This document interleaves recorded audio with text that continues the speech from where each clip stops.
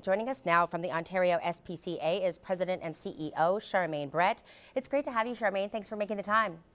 Hi, thanks for having me. Of course. Let's talk a little bit about what the role traditionally has been for animals during wars in the past.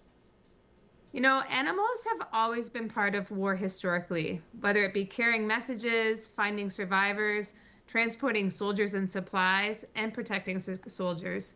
Even in recent conflicts like Afghanistan and Iraq, military dogs saved countless lives. But what we're really seeing today in places like Ukraine, Syria, and Gaza is that animals have also become emotional lifelines. They're sources of comfort, routine, and stability when everything else has collapsed. I saw this firsthand in Ukraine. Elderly women, many living alone in devastating villages, were caring for hundreds of animals left behind when their neighborhoods fled. They stayed because those animals had no one else. To me, that shows the true role of animals in war. They carry our humanity forward, even in the hardest moments. Okay, let's talk about some of the First and Second World Wars.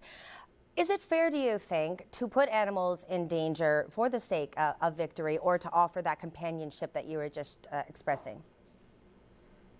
So, no, it's not fair. Not for people and not for animals. When conflict erupts, both become trapped in circumstances that they don't choose. Families are displaced and animals are abandoned or injured, and entire communities lose their structures that keep them safe. But what gives me hope is the passionate organizations that step forward when everything else is falling apart.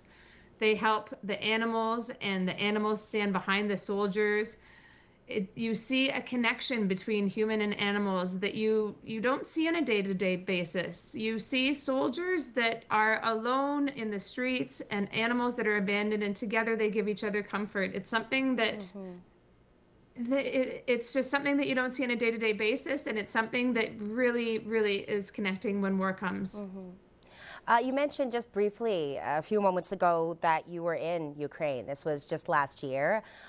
Why did you want to offer that support? How did you become involved with the conflict?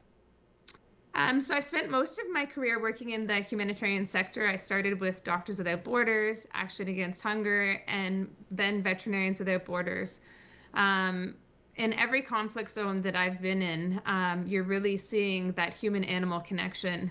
In Ukraine, you could see it front and center when the war started. I think many of you will remember people hiding out in the subways with animals as they were trying to avoid the bombings that were happening. I immediately wanted to support, and at Veterinarians Without Borders, they also wanted to support. So we found local organizations, and one that was one of my favorite organizations is 12 Guards.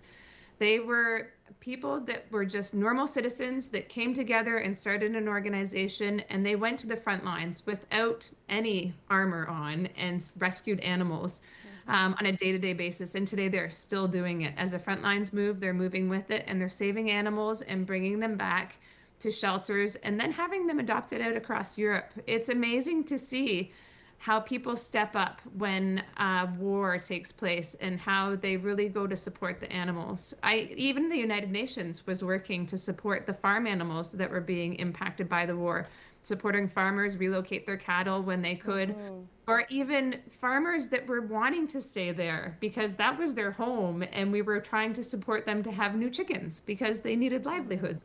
Lines. Animals are there through war all the time.